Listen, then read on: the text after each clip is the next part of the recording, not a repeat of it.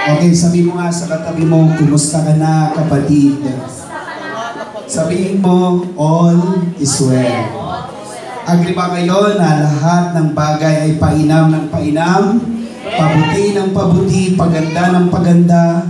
Praise God, because in the presence of God, sabi nga ng Bible, He make all things beautiful in His time. Isang palakpak sa Diyos. Maganda ang ating topic this evening dahil ito po ay napapanahon at nababagay sa ating panahon, mga kapatid. Okay, mamaya tadalakayin natin be considerate to one another. Pero we already tackled ng 10 lessons, hindi na po natin iisa-isahin. At dako tayo, next slide na agad, anak, sundan nyo. And then, pangalawa, part 11, the impact of God's serving family. May impact ang buong pamilya na naglilingkod ho sa Diyos. And part 12, essential virtues in the midst of the storm. So we have tackled that already. And last Sunday, tinalakay po natin ang marks that we truly love the Lord. Pinag-aralan natin ang mga tanda na mga tunay na nagmamahal sa Diyos. Because other are pretenders, other are hypocrites, but what are the signs or marks those who truly love the Lord? Ating pong tinalakay ang 4 na P. Eternal life inheritor must serve the Lord prioritizely. And then must serve the Lord passionately, and must serve the Lord powerfully, and must serve the Lord purposefully. Nakita po ba ninyo, mga kapatid, na dapat ang Diyos ang ating priority, ang Diyos ay paglilingkuran natin ng buong puso, ang Diyos ay paglilingkuran natin ng buong lakas, at ang Diyos ay ating paglilingkuran ng buong nating pag-iisip. Sabi mo sa katabi mo, I love the Lord with all of my heart. Sige, sabay naman po kayo. Participate po kayo. Sabi nyo, I love the Lord with all of my heart. So pagmahal natin ang Diyos, we always have time with the Lord. Hindi na po tayo papaligoy-ligoy. Minsan pa sabi mo sa katabi mo, hello blessed. At sabi mo, you are blessed. Tayo po ay pinagpala ng ating Panginoon. So, praise God. Salamat sa Diyos. Galing po ako ng Marikina. 26th anniversary na po ng Rhema Word of God Church. And this is the anniversary which Pastor Jess ay hindi namin kasama. Kami lang dalawa ni Pastor Noel. At ang kagandahan dito kapag nag-anniversary ang Rhema Word of God Church, sila po ang nag-bless sa mga lingkod ng Diyos. Sila po ay nagbibigay ng pagpapala sa mga lingkod ng Diyos. So kanina, naambunan po tayo ng pagpapala ni Lord. Kaya sabi ko, salamat sa Panginoon. Kasi sabi ni Sister Choi, ano Pastor Lito, magpapakain pa ba tayo? So huwag yung tingnan ang budget, praise God. Kasi ang Diyos, sabi ko, tuloy lang, kakain tayo. So the Lord made a way. Kasi ako naman po, pag mayroon ako, hindi naman po ako makasarili. It's for the ministry of the Lord. Amen? Ganon talaga yan pag mahinang kuryente lang, bista-bista. But just listen up, church, dahil maganda ang mensahe ngayon. So mga kapatid, again, it is entitled, Be Considerate to One Another. Hallelujah. Dapat tayo ay marunong magkonsiderasyon sa Tagalog. Ang Tagalog kasi hindi konsiderasyon. Ang konsiderasyon yan po ay Espanyol na salita. Konsiderasyon. Hindi po yan talaga ang Tagalog. Ibig sabihin, mga kapatid, ang Tagalog talaga yung mapagpauna sa iba. Hindi mo inuuna ang sarili mo. Ang inuuna mo ay ang kapakanan ng iba. That is being considerate. Okay, basa po tayo, mga kapatid. Sabi ng Philippians 2:4, huwag tingnan ng bawat isa sa inyo ang sa kanyang sarili, kundi ang bawat isa naman ay sa bawat ay sa iba't iba. Maganda sa English. Tingnan natin. Don't be concerned only about your own interest, but also be concerned about the interest of others. Ang ganda po ng sinasabi ni Pablo dito sa mga taga-Pilipos. Pinapangaralan niya mga taga-Pilipos na wag lang kayo masyadong sarili ang iniisip. Wag lang yung sarili ninyo ang iyong laging tinitingnan. Actually, sa ibang pag-aaral, ang tawag dyan ay self-centered. Praise God. Hallelujah. Hindi na isinasalang-alang ang iba. Basta ang kanyang damdamin, ang kanyang pakikinggan, hindi niya na iniintindi ang damdamin ng iba. Sabi mo nga ulit sa katabi mo, be considerate. Be considerate. Praise God. Okay, next slide. Hallelujah. How to become considerate to others. Paano ba tayo nagiging considerate sa iba? Praise God. Paano ba tayo nagiging mapagpauna sa iba bago ang ating sarili? Siguro ang iba ay nagsasakripisyo. Hallelujah. Ito nga ang sinasabi ng mga magulang na isusuko na lang, iluluwa pa para sa mga anak. That is being considerate ng inyong mga magulang. Tama ba? Maging ang mga ibon, hindi sila nag-aral sa kolehiyo, hindi sila nag-aral sa namang edukasyon, but they knew ng tinatawag nating konsiderasyon. Nakikita ko minsan ng mga ibon, tutukan sila ng mga ungol, tapos kakagatin, tapos iluluwa sa kanilang mga anak. So halos lahat ng mga nilalang ng Diyos na may buhay ay marunong magkonsidera sa kanyang kapwa. Tayo kaya na mga tao, tayo kaya ng mga Kristiyano, do we know how to be considerate to others? Ulitin ko mga kapatid, ang paya na pagkakaunawa ko, mga kapatid, sa konsiderasyon ay yung ipinagpapauna mo ang kapakanan ng iba bago ang kapakanan mo. Kasi ang iba, they just think of themselves. Ang iniisip lang nila ay ang kanilang sariling kapakanan. They don't care sa kapakanan ng iba. Sabi mo sa katabi mo, don't be like that. Huwag tayo dapat ganyan, mga kapatid. Kasi minsan, ang iba, ang iniisip, sasabihin nila, may damdamin din akong nasasaktan. Tama yon, may damdamin ka. Pero yung kapwa mo ba, may damdamin rin bang nasasaktan? Mayroon din sila, hindi lang naman ikaw ang may damdamin. Kasi ang iniisip ng iba, aba, tao akong nasasaktan. Yes, you are human na masaktan. But the question is, yung kapwa mo ba, hindi rin ba human na nasasaktan? Pari-pariho lang tayo, yung feeling mo, pwedeng feeling ko. Yung nararamdaman mo, pwedeng nararamdaman ko. Tama ba, church? Kaya sabi ng Bible, dapat tayo ay mga marunong magpauna sa iba. So, next slide. Tingnan po natin. Sabi ng Romans 15:2, we should all be concerned. Regardless kung pastor ka, mang-aawit ka, manunugtog ka, taga-upo ka lang, nasa multimedia ka, back-up ka. Sabi ng Bible, we should all, wala pong sinisino, we should all be concerned about all our neighbor and the good things that will build his faith. Dapat ang ating iniisip, kapakanan muna ng iba. May nabasa ko sa Facebook. Kapag lumapit ka raw sa tao na may pangangailangan din tulad mo at pinagbigyan ka, hindi lang yan konsiderasyon, pagmamahal.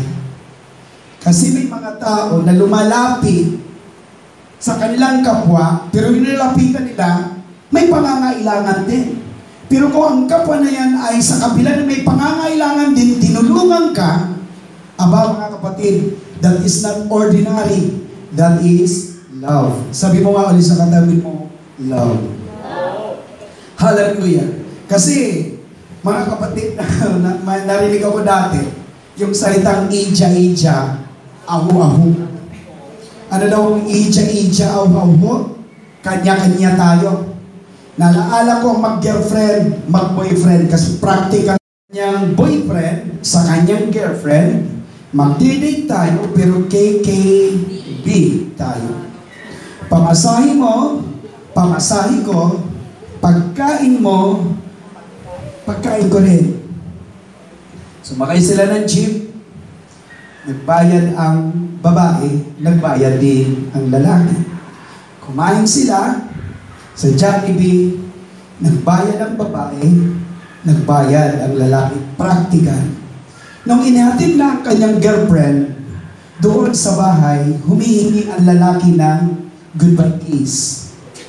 Alam niyo po, ang sabi ng babae, yaman tayo ay KKB, hahalikan ko ang sarili ko, halikan mo rin ang sarili mo. Wala yata nakarelate? Praise the Lord. Kasi minsan, may mga limitasyon yung tinatawag na KKB.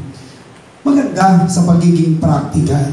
Pero kung ikaw ay considerate, hindi ka gagawa ng ganyang bagay. So sabi ni Pablo, we should all be concerned. Sabi nga, concerned. Ang sarap dito sa church. Ano kaya doon? Mayroon na kaya nag-ayos ng upuan? Wow, napaka-considerate. Mayroon na kayang nagwalis doon? Mayroon na kayang tumutulong doon sa pagluluto? Kumusta kaya si pastor? Kumain kaya ng aming Bisayang pastor? Yung aming pastor kaya, mayroon kaya yung praise God? Mahalaga yung pagiging considerate, mga kapatid. Amen? O sabi mo nga ulit sa katabi mo, kumusta ka na? Ang iba parang ayaw mong kumusta. Sabi mo, kumusta ka na? O sabi mo, mamaya ililibre kita. O ayaw na ninyo, mga kapatid. Hallelujah. Okay. So sabi ng Hebrews 10:25, dito tayo iikot. At tayo'y mga tinginan upang tayo'y mga udyok sa pag-iibigan at mabubuting gawa. Sabi ng Bible, tayo'y mga tinginan. Ang Tagalog kasi malalim.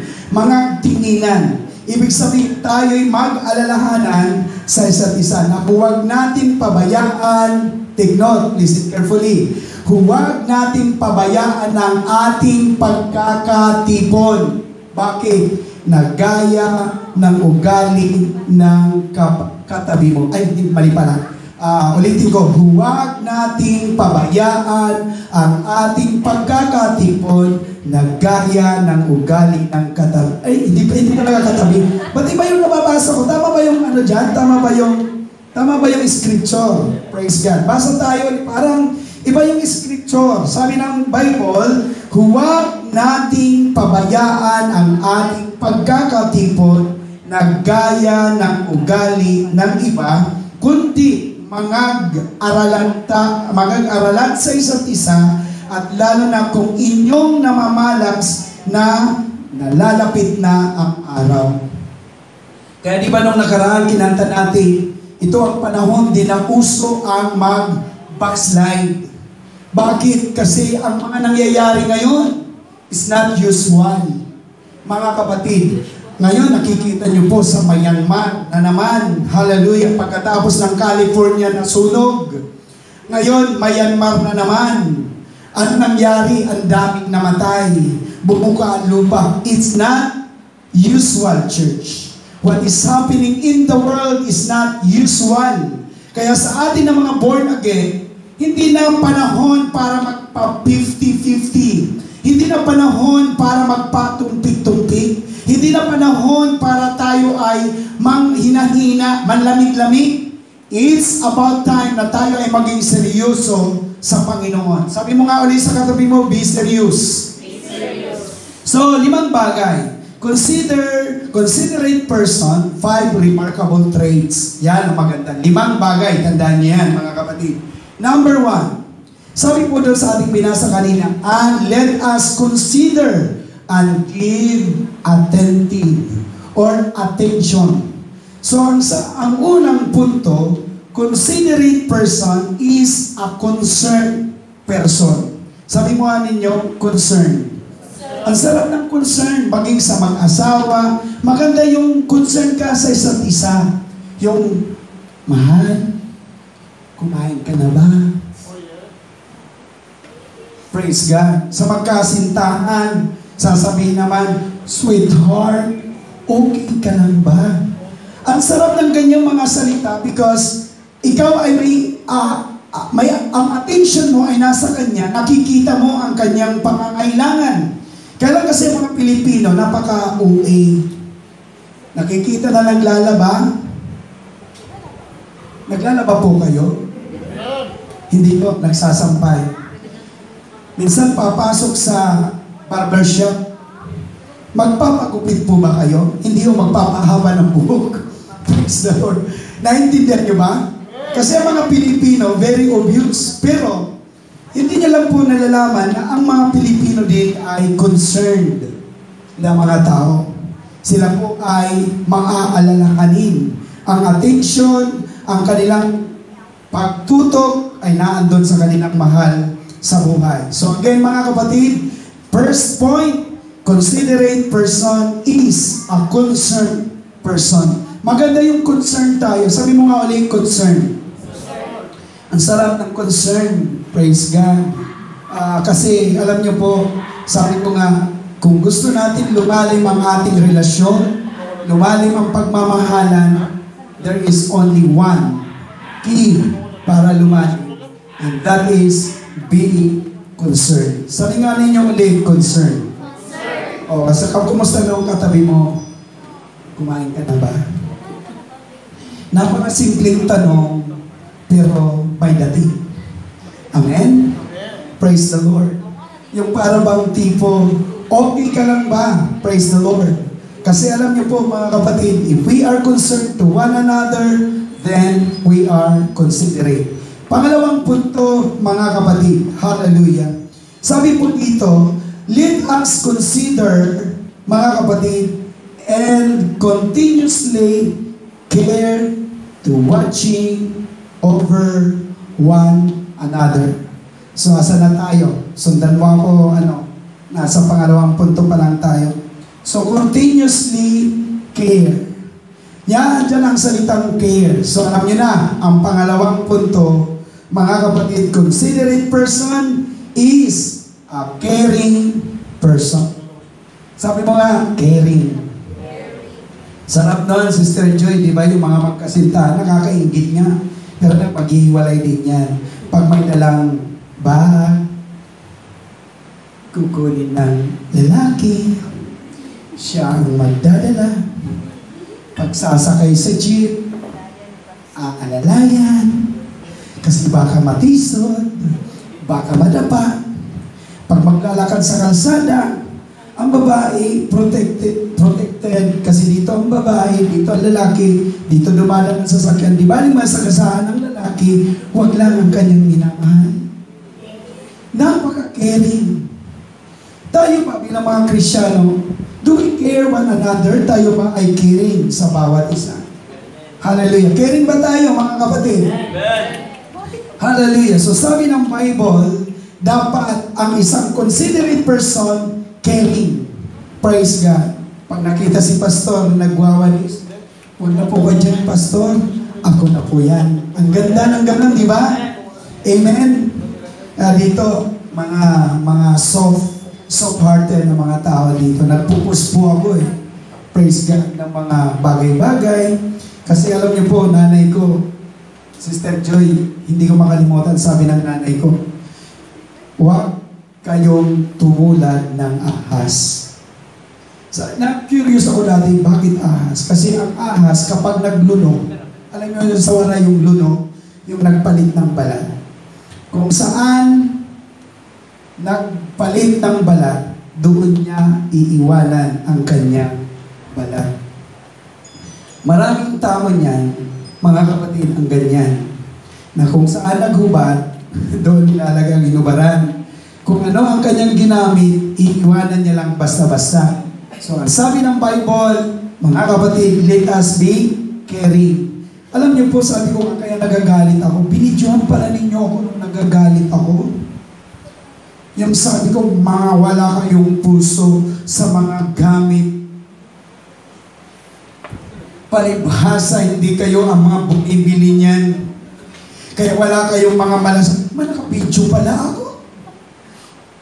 Praise God. Kasi sabi ko nga, mga kapatid, sabi ko nga, wala na tayong maitulong. Sa pangangalaga na lang natin bawiin. Tama? Ang simple lang, pangalagaan yan. Yung ating drum, hallelujah, nung bagong bilihan, bago gamitin, pinupunasan. Pagkatapos gamitin, pinupunasan. Ngayon, mukhang pampunas na siya. Praise God. Nawawala yung ating caring. Ang pagiging caring is not just for somebody. It is also para sa mga gamit. Amen? Ang sarap siguro na caring tayo sa mga gamit ni Lord. Tama po ba, mga kapatid? Hallelujah. Kasi sabi nga, once we care ng gamit sa church, we care the Lord. Kasi kung ikaw may mahal ka sa buhay, anumang gamit mayroon siya, pangangalagaan mo. Binigyan ka ng pulseras na mahal mo, aalagaan mo yan. Kasi bigay yan, mga kapatid, ng mahal mo. Napaka-valuable yan. May sentimiento yan.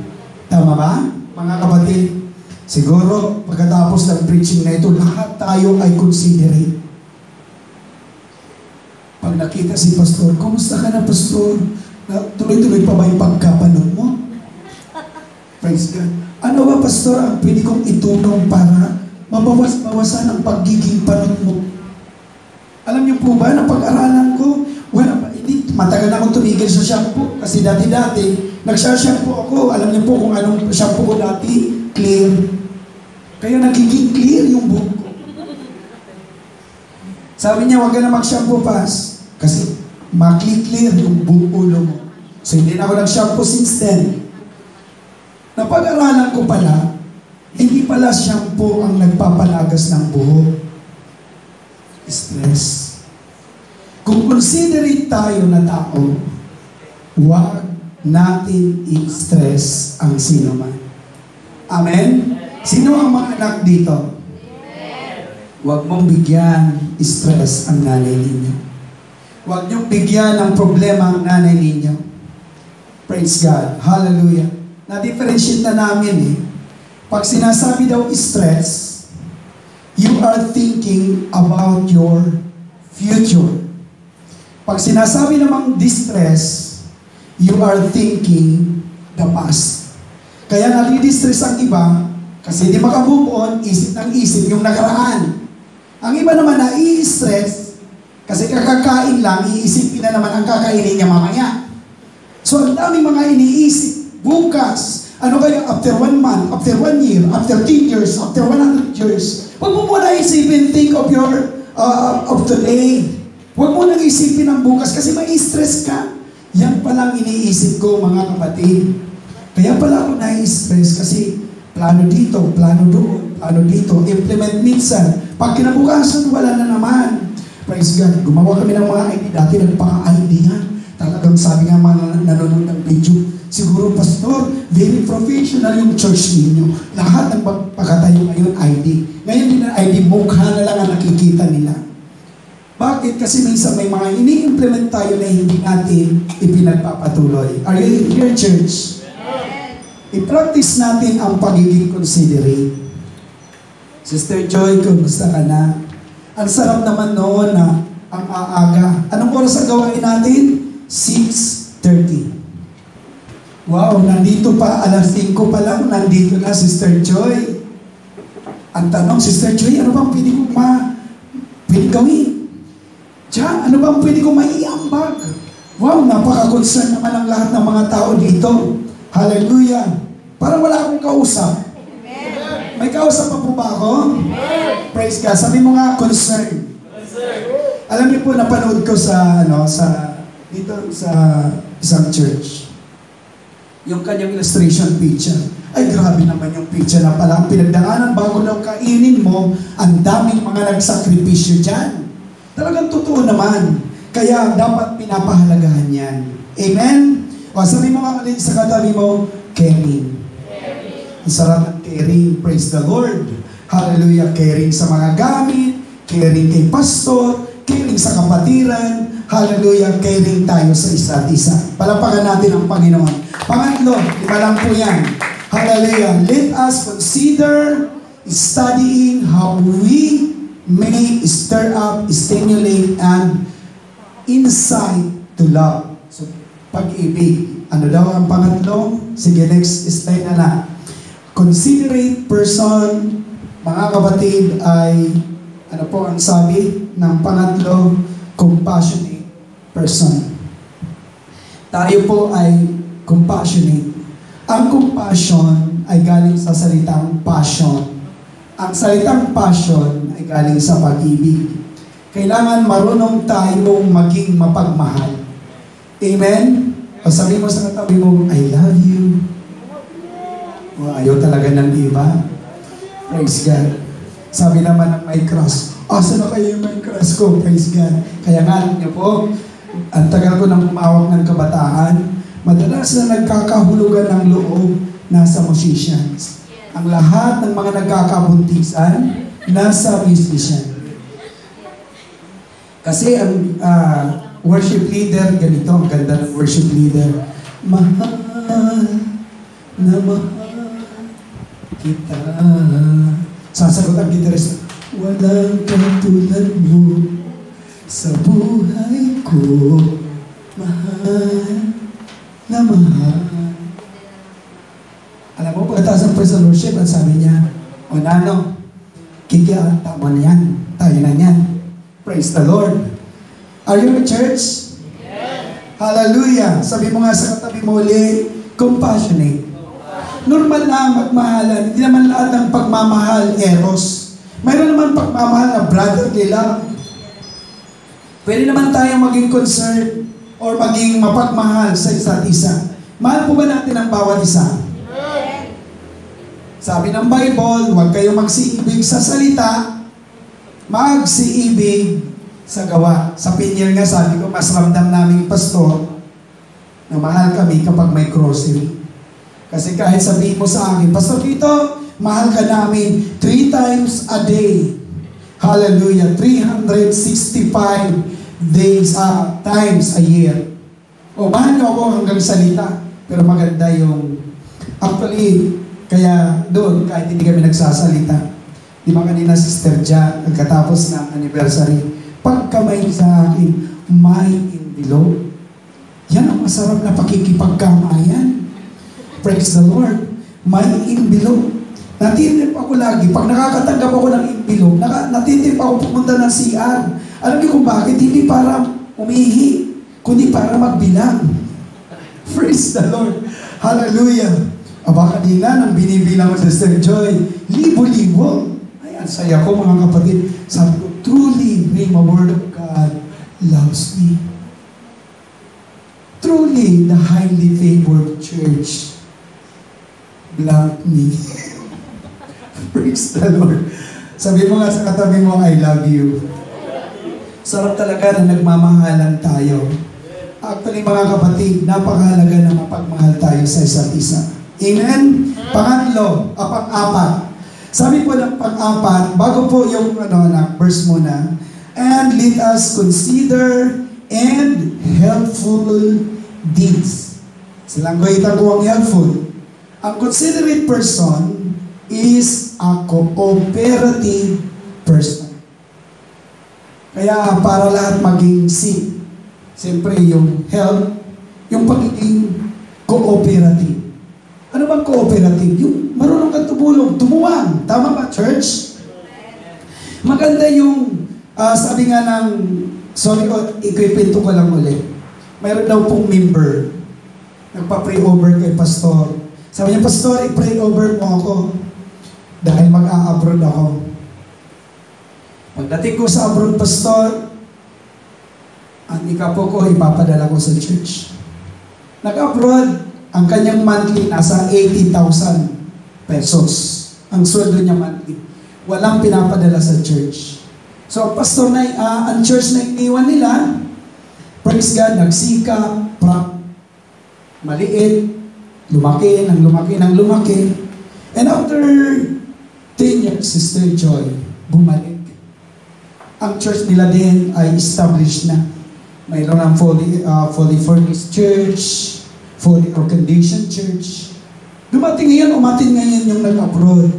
Sabi niya, Pastor, ang ganda ng church natin. Sabi ng pastor, sandali, sister. Church namin. Hindi natin. Na-question ngayon yung nag-abroad. Bakit po, Pastor? Kasi wala ka naman ambag. You can say na church natin pag may ambag ka. Tama ba? Pero kung wala kang naiambag, church nyo, praise the Lord, ang ganda naman ng gitara nyo. Praise God. Ang ganda naman ng organ ninyo. Pero kapag may ambag ka doon, may binigay ka doon, ang ganda naman ng organ natin. You have the rights to say. Why? Because you cooperate. Nakipagtulungan ka, nakipagtuwang ka. Actually nga, sabi ko, ang church natin, mababa pang renta dito eh. Sa kanila, kay Lasam, 15,000. Ngayon, ang renta nila sa AUA, 10,000. Alam niyo po, kahit mga ganyan yan, nagko-contribute ang mga yan para lang pang-upa. Hindi pastor ang nag-uupa sa kanila. Mga membro ang nag-uupa sa kanila. Bakit nagagawa nila? Kasi mayroon silang helpful or helping hand na kahit maliit, pag pinagsama-sama, marami. May tao kaya akong kausap. Yung cooperation, sabi nga, ang magagawa ng isang tao, iba ang magagawa ng sama-sama at tulong-tulong. Amen? O sabi mo nga, tulong-tulong. Maganda yung tulungan tayo. Amen? Amen? Praise God. Sabi mo nga ulit sa katabi mo, cooperative. Ang sarap no, nagigipag-cooperate tayo. Ngayon sa mga nag-vlog, ang tawag nila doon, collab. Yung vlog mo, pag i-join, collab. Magkukulab kayo para lalong dumami ang audience. Pero gayon pa sa atin, dapat tayo ay cooperative. Marunong tayo tumulong. Kahit masimpleng bagay yan, mga kapatid, pag tumulong tayo, praise God. Post muna natin, anak. Paki-plus nga po natin how we can help the church. Nandiyan yung PowerPoint. Ano muna tayo? Exit muna tayo dyan. So, yung isa, sige na, exit mo muna. Ayun na, nasa labas. Nasa labas. Ayun, yung nasa taas na. Yung nasa taas. Palapakan natin. Dito sa taas na. Yung taas dito. Sabay lang. Yan. Hallelujah. Post muna tayo ng konti. Kasi nandito tayo sa cooperative. Paano tayo makakatulong sa church? In English ko lang dyan. Sabi po dito, how we can help the church, our home church. Ang tawag ko dyan, dinagdagan ko ng home church. Kasi maraming church, isa tayong church, pero ang mga highly favored, our home church is highly favored. Ang home church nila ay Rhema Word, yung sila brother Sam. So how we can help our home church? 5 bagay. Sige po, nag-divert tayo. Una, malaking tulong yung pagdalo nyo. Yung inyong pagdalo, tulong na po yan. Amen? Kaya huwag kayong absent ng Sunday. Kasi yung pagdalo, napakalaking tulong yan. Amen? Pangalawa, pananalangin. Yung ipag-pray-pray mo, na yung church, yung pastor, bawat isa ipag-pray-pray niya, Lord, i-bless niyo po yung church namin, palaguin niyo po yung church namin. Ipag-pray natin, that is a big help sa ating church. Pangatlo, mga kapatid, sinimplihan ko lang yan, paglilingkod. Yung pagtulong sa church, mga kapatid, tulad po ng paglilingkod, yung pagkikitara, pag-bass, pag-drum, pag-awit, yung ating ginagawa dito, yung pag-a-usher, praise God, yung paglilinis, Yung pagluluto, salamat sa mga masarap ang ulam natin mamaya, huwag kayong umuwi, huwag pakabusog tayo. Praise God. Amen? Sinigang na kuko ng manok. Hallelujah. Kasi naghahanap kami ng mura. Sabi ko, Sister Joy, ano ba yung mura-mura na lulutuin? Mahal ang Adidas. Tama? Yung paa, mahal na ngayon ang paa. So, ang pinakamura pala, yung kuko ng paa. Praise God. Kaya, yung mga pinuputol, yan ang aming niluto. Hindi, joke lang yun, mga kapatid. So, yung paglilingkod, ina-appreciate natin ang mga nagluluto kahit natututong ang kanin. Kanina, naamoy ko yung kanin. Praise God. Hallelujah. Pero, ina-appreciate pa rin natin. Alam niyo po, si Mika nga, pawis na pawis siya habang nagluluto. Yung mga nagluluto dito, we do appreciate yung namamalingke. Talagang, salamat sa inyo. Palapakan nga po natin yung mga naglilingkod. Kanina, nangyari yung sinabi ni Brother Sam, sana yung practice maging tulad ng sarili. Inangyari kanina. Praise the Lord! Patapakan natin ang Panginoon. Hallelujah! Amen! Salamat sa mga kumakanta na yan. Dati nga mabuti na ngayon, mabait ako eh. Dati yung mga nganta, laglag puso ang mga yan. Pag nagalit na ako, laglag puso ang mga yan. Praise God. Talaga, mina-microphone ko pa yan, mga yan. Niraratrat ko yan. Praise God. Yan, mabait na ako. Hallelujah. Hindi ako masyadong nagagalit. Nagsasalita na lang ako kasi pagka pinapagalitan ko kayo, iniiwan nyo ako. Lumilipat kayo sa ibang church. Si Michelle ang pinagalitan ko yan. Lumilipat yan. Sister Joy, si Jaja. Kaya lang, ang puso nila, alam nyo kung nasaan? Nandito. Bumabalik at bumabalik pa rin. Kasi walang kasing saraw sa sarili mong tahanan. Amen? Palapakan natin ang Panginoon. Sabi mo nga rin sa katabi ng paglilingkod. Whatever sort of serving the Lord, paglilingkod yan. Hallelujah. And then ano pa po? Pagbibigay. Mahalaga ho yung pagbibigay. Actually, hindi po ako nag-chuchu. Sabi ko nga dati, pag yumaman, mabuti hindi tayo pinapayaman eh. Pag yumaman tayo, lahat ng upuan, bahay. Pagdating ng bigayan, isasaksak ang upuan. Ang maiwan sa upuan, makukuryente. Praise the Lord. So malalaman ninyo ang mga hindi naghulog kasi bumulagtan. Hallelujah. So, kaya pag alam mo may kuryente ang upuan mo, Sister Joy, ay, pipilitan kang tumayo. Praise God. Hallelujah. Bakit? Kasi ang sabi ng Bible, magbigay ang bawat isa. So every one of us dapat magbigay. Ngayon, hindi pinag-uusapan how much. Ang pinag-uusapan, yung marunong ka magbigay. Kahit piso yan, kahit 5 piso yan, kahit 10 piso yan, we do appreciate that. Bakit? Kasi yung 10 piso, hindi mabubuo ang 100 pag kulang ng 10. Tama ba? Maganda yung lahat nagbibigay kasi ang pagbibigay, that is a big help sa church. Amen? O sabi ko nga, magbigay. Ang pagbibigay, pinaghahandaan yan. Tandaan nyo, pinaghandaan. Lunes pa lang, itong 10, kung nag-aaral ka, itong 20, itatabi ko na ito para to kay Lord. Ang ganda yun, itatabi na para kay Lord. Amen? Amen? Hallelujah. Praise God. Ang sarap na sama-sama tayo nagbibigay. Bakit? Mga kapatid, ulitin ko yung inyong binibigay, huwag kayong mag-alala, hindi yan napupunta sa akin. Yan ay para sa ministeryo na Panginoon. And last, pag-iimbita. Hallelujah. Actually, alam ko sila sa ngayon. Pag pumunta kayo sa Rema, di ba? Pag naandun ako sa Dubai, siguro, hindi ko lang alam kung 1 linggo ko doon, 2 linggo sa Sister Joy. Pero sabi ni Pastor Noel, join muna kayo sa Rema. So makakarating kayo sa church nila. Makikita niyo yung church. Alam niyo po, kahit hindi pa sila punong-puno, pero ang daming upuan. Bakit? Prophetic gesture yun na itong upuan pupunuin ni Lord.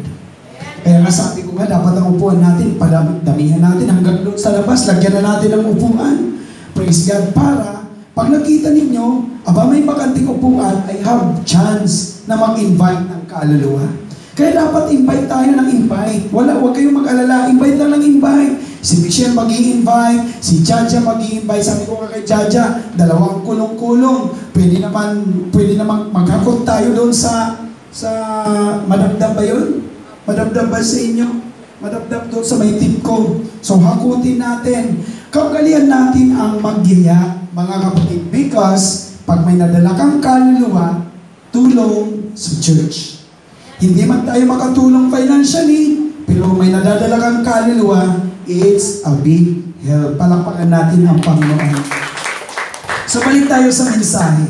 Kapag tayo po ay mga tao na considerate, tayo po ay cooperative. Tayo ay nakikibahagi, tayo ay nakikisama. Last point na po tayo, mga kapatid. Hallelujah.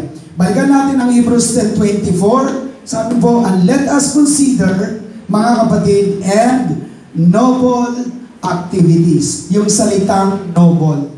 Ano po ba ibig sabihin ng noble? Mabuti, maganda, mainam. So last po, considerate person is a charitable person. Alam niyo po ba yung matulungin ka sa kapwa?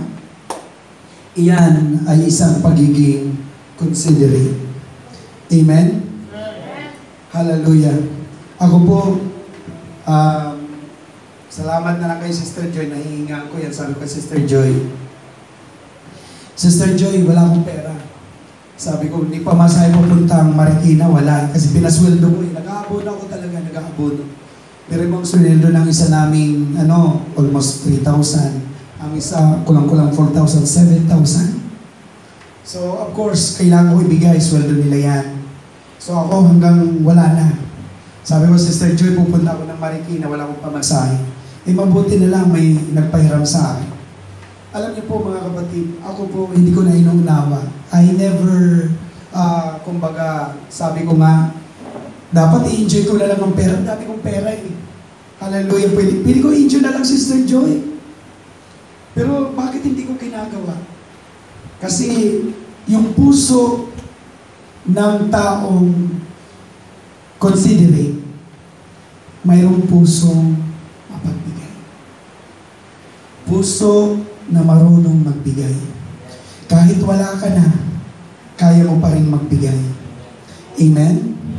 Hallelujah. Actually po, ang pinakamaraming puso ng charitable ay yung mga mahihirap na tao. Yung gustong tumulong sa kapwa ay yung mga mahihirap na tao. Last verse na po tayo. Hallelujah. Dito na po ako magtatapos. Hebrews 13:2. Don't forget to show hospitality to believers you don't know. By doing this, some believers have shown hospitality to angels without being aware of it.